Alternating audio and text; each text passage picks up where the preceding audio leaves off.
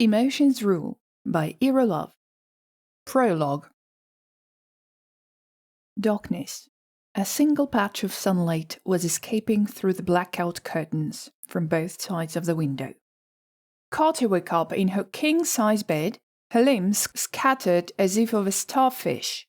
Her state could be compared to a shaken bottle of soda that had just been opened. That was just her uncontrollable giggle of joy, triggered by her memories of the previous night. To be precise, her late alpha gravity class with her coach, the 37-year-old Alexander.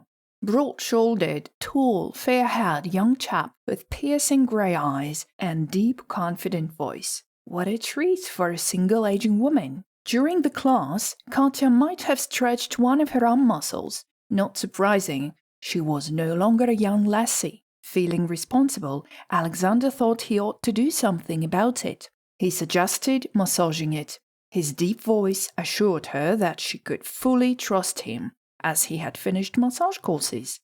As his hands began their firm and confident gliding along her arm muscles, Carter closed her eyes and relaxed. A moment later, she wished he would never stop. How blessing every day was, even when your muscles hurt. Tell me if it hurts, Alexander said as a matter of factly. Damn, it feels so good. You must be having lots of clients, stated Carter, slightly rocking from his strong gliding hands. Oh, I've never thought of massaging as earning money. I just do it when someone needs it, like to my relatives or friends when they're in pain. Now maybe I should try earning some extra dough with it, he said, chuckling. I'll be the first client then. I've been thinking of having my back massaged for ages. Just didn't know where to go to, said Carter with a slight moan in her voice. I could give you the first massage now if you want to. The first one is for free. For my first client, the coach suggested seriously with a hardly noticeable playful undertone. Right here? Wondered Carter, rounding her eyes, and at the same time expecting an affirmative answer. No one is here. It's my last class, and the receptionist has already left. On Fridays, I am responsible for closing the place. No worries, informed Alexander with an innocent smile. He fetched a mat from the corner of the room and a clean towel from the receptionist's shelf. He spread it out on the mat. Will that do for a massage table? Wondered the ex-coach and newly hired massage therapists squatting on the mat. I suppose. Carter raised her shoulders and stretched her lips in a satisfactory smile. Make yourself comfortable, I'll be right back, uttered the jack-of-all-trades and left the room.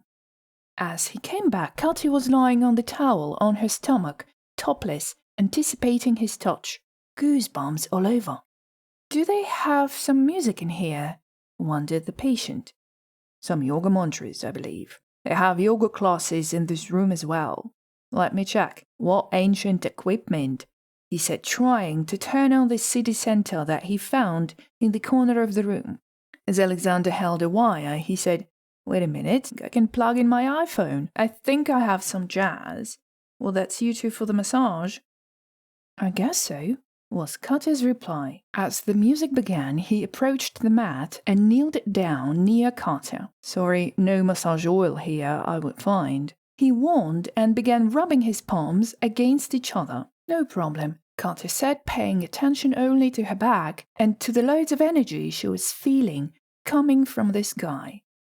What welcoming and ticklish anticipation covered her back. It seemed to be a giant runway, ready for a plane to land. Finally, she felt his warm palms spread over her back, gliding, pushing, making her feel like dough in his firm man's hands. The dough that was getting constant knots of electricity from his touch. Carter knew the feeling.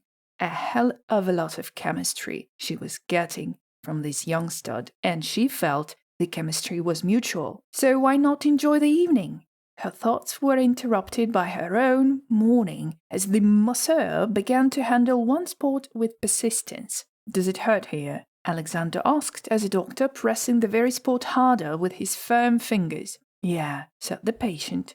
He concentrated on the spot now, caterpillaring with his thumbs up the tension zone. I think not a little, he said and added, you have hell of a tension right here.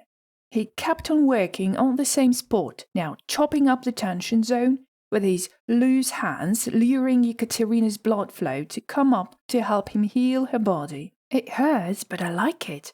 It feels good. A bit painful and ticklish, but good. The same feeling when your muscles hurt, when you've overworked. But I adore the feeling, explained Katya, her voice as if coming from a deep dungeon. Good for you. Some cannot stand the pain and plead me to stop the execution, Alexander informed, chuckling. One song ended, and Teach Me Tiger by Marilyn Monroe filled the atmosphere around with its seducing, flirting, sexual vibes. Teach me, tiger, how to kiss you. Whoa, whoa, whoa, whoa, whoa, whoa. Didn't know men listen to Monroe these days, mewed Carter under Alexander's probing fingers. He said as an expert, well, who else would Marilyn sing to? Actually, it's not my music. My sister bought my phone for one night. Well, me with a phone for her jazz party, because her phone had broken. Good that I kept the music. It appears quite handy tonight. As the procedure was close to an end, Alexander placed his palms on Carter's back and held them still. Then he took Carter's t-shirt to cover her back. That's it. Lay still for a couple of minutes and only then get up, he instructed. I'm afraid I can't, she exclaimed, turning over on her back, her t-shirt flying over. She held herself on her elbows, demanding, I would also like a massage on my front side, please. Her no longer firm breasts exposed, and her eyes boring into his pupils, surrounded by light grey. He stared steadily at her for a whole minute, never losing eye contact. The masseur silently placed his right knee and right hand close to the opposite side of her body and sat on her like on a horse. He gave her a gliding but confident kiss. Was he still in the massaging mode, or could it be simply his style, his feature, confidence all around him as his aura? Call me Sasha Katya. Would you like an inner massage too? He asked, his breathing deep and frequent at the same time, eyes half closed. Absolutely. Katya whispered in his ear and began pulling off his gym pants. God, I'm nuts. He's a cute little boy. He is nuts. I'm almost 55. Damn, almost a pensioner. But what a night. Katya exclaimed and sailed out of bed, drew apart the heavy curtains, smiling to the morning sunshine. She couldn't get herself together. No meditation she was to perform that day. Goosebumps all over her body, fire in her chest were making her smile like a baby. She could not keep still. She turned on her laptop to find the Teach Me Tiger song and sat down silently listening to the beginning. Her pinky finger between her teeth, her tongue somewhere in between. She got up and started floating across the room, playing with her purple nightgown. Floaty dance was her meditation that morning. Finally, she approached the mirror and looked at herself.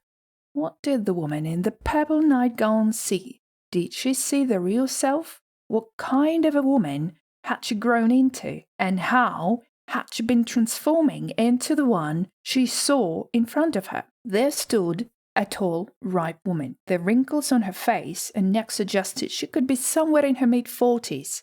She took great care of her skin without any popular injections, but with masks, massage, and facial acupuncture. She took hormones to boost her libido. She felt great. No one could ever tell her real age. She was slim, fit from swimming in her recent alpha gravity classes. Hanging on ropes attached to the ceiling did its wonders to her body. She was proud of her looks. Ekaterina winked at her reflection and smiled. Her hair used to be blonde, but now she was dyeing it blonde to hide the white color of aging. Her besties had once nicknamed her Blondie, hence she should remain so. What if they changed the nickname to White-haired? She would never like to be called so, would she? Maybe I should stop dyeing it and let it be natural. Why should I hide age changes? 'Cause everybody does. But I'm not everybody, or am I? She asked herself, roughly touching her strands. making them fluffy from tangling. She danced more in front of the mirror, seducingly showing off her hips. The Aka stripper abruptly stopped and hunched theatrically when she remembered what day it was. The obligation of this day triggered a sudden lump in her chest, which was about to ignite Carter's whole anxiety of the day. She caught the hue of the thought. Why did the day promise to be full of anxiety? No, she was to tune herself on a positive breakthrough for both herself and her daughter. She sat on her bed, she placed her palms up on her knees, and closed her eyes. Carter began her gratitude routine she had started practicing for quite a time already. She was grateful for her daughter, for her functioning body, for a tremendous sea of energy she had felt with Alexander the day before. She was thankful for being alive. And she visualized the upcoming talk with her daughter to be honest and awakening. It was her daughter's birthday. 18 years before, Carter had decided to tell her birthday girl about her dad on her 18th birthday. Back then, Carter had named her Varvara, Varya, same as Barbara, to inject some wildness into her character, some barbarian nature. Today was the time to let her little birdie fly out from under her mom's wing and enjoy life and freedom. Easy said than done. Blondie still saw her daughter as her little girl. The girl whom she had breastfed, nursed, shared times of illness and success, failures and victories, whom she knew so well and would always care about her, as she, Ekaterina Mitrofanova, was simply her mother. Blondie had spent months thinking about what kind of present to get Varya. Finally, she had asked her daughter's bestie, Luda. The latter surely had to know what Varya might desire. Well, that's pretty easy. I know what she really wants. I want it too. But we don't know if you approve. I asked my parents a long time ago and they said yes. But Varya decided to wait till she entered a university, began Luda with her long introduction. I hope she won't kill me for telling you this. Of course not. It'll be a surprise. A present she would definitely like. Come on, tell me, Luda, Blondie pleaded. She wants to go to Cuba to learn how to dance salsa, to learn Spanish. You know, see the world on her own. Well, with me, actually. The school years would be behind. We would have a month before we start university, you know? Giggled Eula, nervously repeating herself. You want to feel freedom, finished Carter with a knowing smile. Somewhere, deep inside, she felt a hidden sadness. The sadness of realizing that her daughter was no longer a child. The sadness of realizing that time was running fast. The sadness of the worries she would experience when her Varya would be far away, on her own, in this huge, enormous, big world. Carter gave Luda a smile, but inside she was all worry and doubt. The silly predictions first appeared in her head. And why on earth Cuba? Why would they choose Cuba, an island swarming with loose Cuban hot machos? What did they want to learn about sex from a one-night stand? Well, from 1 month stand. Damn, I am getting old.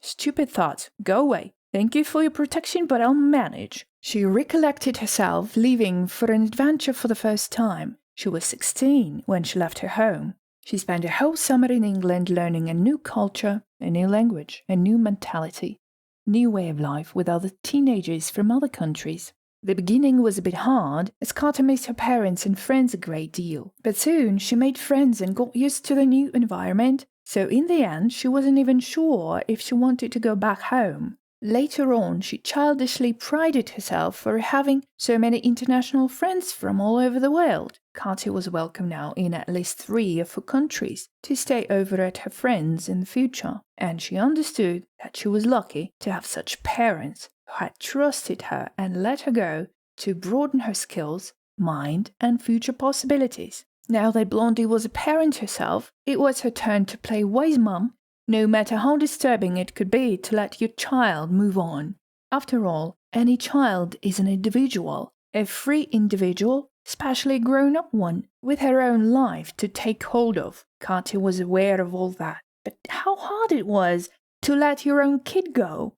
She would imagine placing a protective bubble around her daughter and let her go and know that her mum was always with her. She'd been thinking of the changes approaching. She'd been remembering herself during her university years. She'd been working with her feelings over worrying mother. So now she was playing a wise and cool mom answering Luda. What a cool idea! The same thing I would have wanted for my 18th birthday. So when are we booking this salsa course, flight and accommodation for you girls, huh?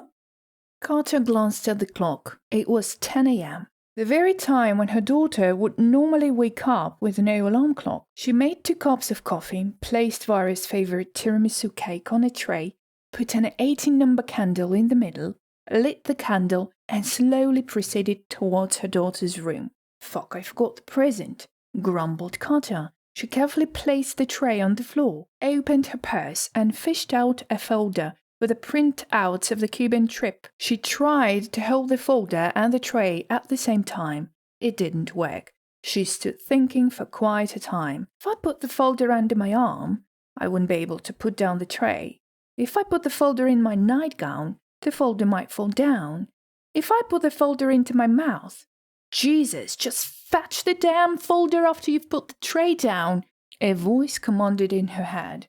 The self-talk was interrupted by her phone buzzing in her purse. She placed the tray on the floor one more time, checked who it was calling, and mumbled to herself. Men can wait.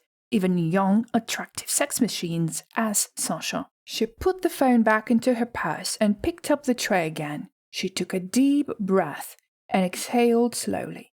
Carter did her best not to flip over the tray while opening the door. She saw her daughter lying awake, checking messages on her phone, and began singing. Happy birthday to you. Happy birthday to you. Happy birthday, dear Varya. Happy birthday to you. As Varya finished reading the message, she sent her phone flying under her pillow and sat up to watch her mum singing. Thanks, Mum. No dancing or poem reciting this time? Chuckled Varya. Oh, shut up, little monster. It's my day off. No working routine today. Carter disappeared for a second and reappeared with a folder in her hand. She sat down next to Varya. And I have 2 things to give you on your 18th birthday, honey. Carter drew a deep sigh. Her eyes radiated seriousness and love at the same time. The first one is the truth, which you will need time to digest, and the second one is how freakishly awesome. So which one you want to get first? She finished with a slightly nervous smile. I don't think I like the sounding of the first one. Sounds like from the movies. Will you tell me about my dad? Are these some photos of him you have in this folder or something? Said Varya, playing a detective. Am I right? Come on, spill it. Varya encouraged her mother as she saw that it wasn't easy for her. Well, let's start with the folder first. This is my present to you, sweetheart. Open it, instructed Carter. The seriousness started to penetrate Varya's mood as well. All right, let's see what skeletons you have in your cupboard, whispered Varya, never stopping playing a farcier. As she was studying the papers carefully, the picture of the trip was slowly being visualized in her head. Varya couldn't but stand up on her bed and yell, Cuba! God, I'm going to see Cuba! Mom, you're the best! She jumped on her mother, hugged and kissed her all over. When the repeating of the word Cuba finally faded in the air, Varya was ready to take up the next present. Okay, Mom, tell me the truth now. I'm not that good a detective this time. You have surprised me. So now the father story. He's never died, am I right? Will you tell me his real name now and let me see him? Okay, I shut up, said Varya, realizing she was asking way too many questions. Little Monster locked her mouth with an invisible key and threw it away. So, where do I begin? Carter drew a deep breath and went on. My whole life I haven't been that lucky with men. Well, I've always been lucky with men for sex, for fun, for some romance. Call it as you like it, but I've never met my man who would take me for, let's say, forever. You know, like for life, love. One and only. I don't know if I make sense, but back then I believed in such love. I think most people did, especially in Soviet times. High moral family standards were pretty strong and cherished all right, even though they might be a fraud in life. So at some point I decided I would just forget about that creating a family idea and live for myself and enjoy life how it was. And I just defined my new self with this so common phrase, we come in this world alone and leave alone. So why suffer? Why being stuck up on finding some other half of yours when you're whole already? That was when I created my English through theatre business, which was a great thing I've done. Look how I live. Carter raised her long fingers around the spacious Varya's room and kept on. But still, I desperately wanted a kid. I tremendously enjoyed being with my best friends, who had already kids and families, but I also envied them. Hell, I envied them. This year I will turn 55. That means I was almost 37 when you were born. Not an extremely young mum I was, as I was getting close to my 40th birthday, and no responsible man was to be seen. I decided I would play God and have a baby without any man involved. You know, I didn't want any awakened father of yours appear unexpectedly and surprise you with, "Hey, I'm your dad." So I had an IVF, in vitro fertilization. Shortly speaking, my egg was fertilized by some man's sperm in a lab dish, and then the embryo was put back into my uterus, and then the normal pregnancy went on. And that was how you appeared, finished Carter, adding with a tender voice, "My little monster." They both knew that Varya was now a gorgeous young woman, but Little Monster nickname was something of a habit, a tradition, that tradition of mother and daughter love they mutually shared and cherished. Carter kept on looking at her daughter, trying to figure out her thoughts. "Do you want to be alone?" she asked carefully. "Hell, no, Mum, I'm all right," produced Varya and froze to find the right words to describe her flow of thoughts. "It's so unusual what you did. I mean, lots of people do it nowadays, but I've never thought it would be the product of IVF. Let's name it not unusual but unique. It was still your egg. You are my mum. Hell, even if it wasn't yours, you have raised me, and I love you, and I know you love me. I guess nothing has changed from knowing the details of the fertilization, right? But why did you do it? You didn't have any problems with getting babies, did you?" Carter's eyes began to get glossy. She began speaking with a slight tremble in her voice, automatically slipping into the role of some broken-hearted woman. "Varya, I told you. I've never met a man who wanted to have kids with me. Sex, yes, but no kids, no family. A family requires love, commitment, responsibility, respect, money, a place to live, time, etc. No responsibilities or duties men need these days. Or at least that's what I thought then. Just fun everyone wants. When it gets serious, men evaporate. Such were my observations. I mean, of course there were some men who want to have a family, but I guess they were all occupied already. So I thought I would have a baby without any particular man I know. I didn't like the situation, and I changed it to my liking. And since then I see men as positive emotion-evoking, awakening adventures, with no attachments and no expectations, as they have always seen me. And it's so much better as I don't worry anymore. No more heartbreaking feelings, no more dramas to tend to. Maybe I even bury the idea of finding the right man. And watching you grow, knowing that no one will appear and bother you, makes me feel stable, confident, calm." Carter made a sigh and wanted to say something else to explain herself. But Varya embraced her, and they both sat holding each other, making their backs salty with tears. Varya put her forehead against her mother's and nodded. "Mom, let's spend the whole day together. I want to hear your whole life story. I bet it's much better than any Hollywood movie I've seen. So what do you say? I'll celebrate my birthday with friends tomorrow, no problem." "Let me think," Carter said, and complimented her words with an image of Rodin's sculpture thinker. "I agree. I'll make it a real performance for you." "Shall I perform it as a musical?" Carter stood up and began singing. When I was young, I never needed anyone, and making love was just for fun. She stopped abruptly and commented, "Well, that was the opposite with me." She turned to Varya, wiped her eyes with her fingers. "But first, I need a tissue to blow my nose," informed she with a chuckle. "No, I'd rather wash my face." "Yep, good idea, and then we'll have a talk over cold coffees and tiramisu's," agreed Varya, looking at the tray where 1/2 centimeter of the candle was left. "I forgot to make a wish."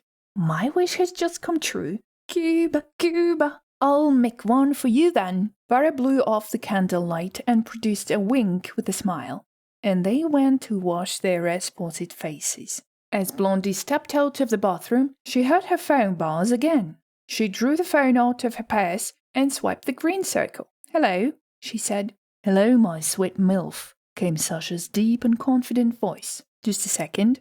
Carter said businesslike into the speaker, covered the speaker with her palm, and yelled to Varya, "I'll join you in the kitchen in 5 minutes, honey." Blondie headed to her bedroom, feeling butterflies fluttering her belly, and shut the door. Carter raised the phone to her ear and said as a matter-of-factly, "So, hi, Kelf." "Kelf. And that would stand for," wondered Sasha in a bit confused voice. "Kid. Well, the rest you know," informed Carter. "You watch it, woman. I may punish you for this and won't even notice that you're a woman and that you're almost 18 years older than me," he said in his seducingly confident voice and added, "You can call me Filth, by the way." At first Carter opened her mouth to ask how he had learned about her age, but then she remembered about giving her ID to the receptionist. Suddenly, her thoughts were frozen by Filth expression. She guessed the first F would stand for father and quickly responded, "Are you married? If yes, I don't want to have anything with you again. I'll try not to mix up with married men." She caught herself and saying, "Try? Don't try. Don't mix up." "Don't worry, I'm divorced. Have a 10-year-old son who lives with his mum and fucking father-in-law in Amsterdam. The rest can tell you later." "Will I see you today, Katya?" he asked, demanding. "I can't today. It's my daughter's birthday, and I just promised her to spend the whole day with her, telling her how I came from the point of finding my prince on a white horse for a happy family life to the point of treating men as little adventures," explained Carter. "Oh, that's how you see men. I'll have to prove to you otherwise. I do care," stated Sasha. "Care about what?" wondered Carter, confused. "Care about you. About the beginning of our relationship, at least now," confessed he. "But your words are misleading at the moment." That's interesting. Can we talk it over tomorrow? You can have me the whole day. The whole Sunday will be yours, I promise," Carter reassured him. "Okay, tomorrow then," agreed Sasha. "And prepare the Teach Me Tiger song. I'm totally into it now," added Carter.